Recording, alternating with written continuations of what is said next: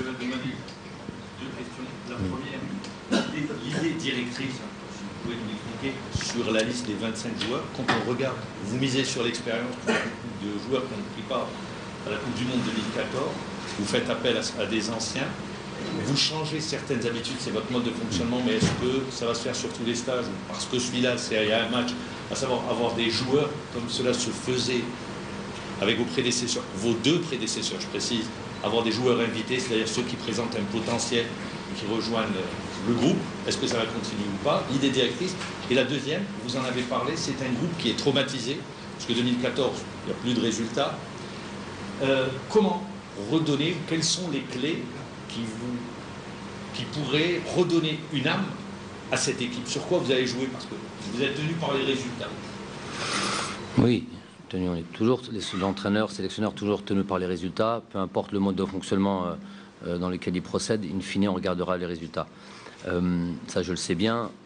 Moi, le groupe que j'ai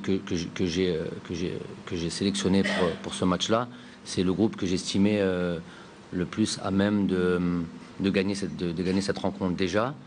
Donc, quelque part, il y a une vision à court terme pour ce match-là, mais pas que ça. Pas que ça, je pense qu'il y a eu quand même plusieurs éléments, plusieurs joueurs.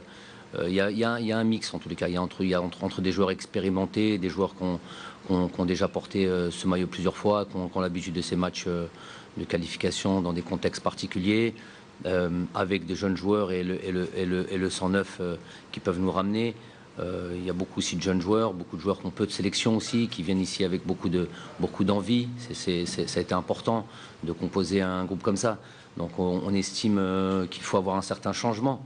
On ne pouvait pas perdurer dans la situation dans laquelle on était.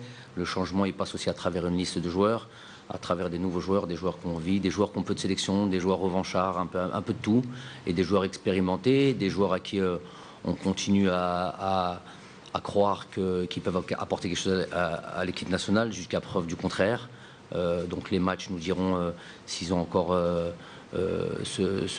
cette envie, cette détermination. Je l'ai répété souvent ce mot, je l'ai encore répété hier à mon meeting. Donc j'ai dit, je redistribue les cartes, je redonne la chance, mais pas éternellement par contre.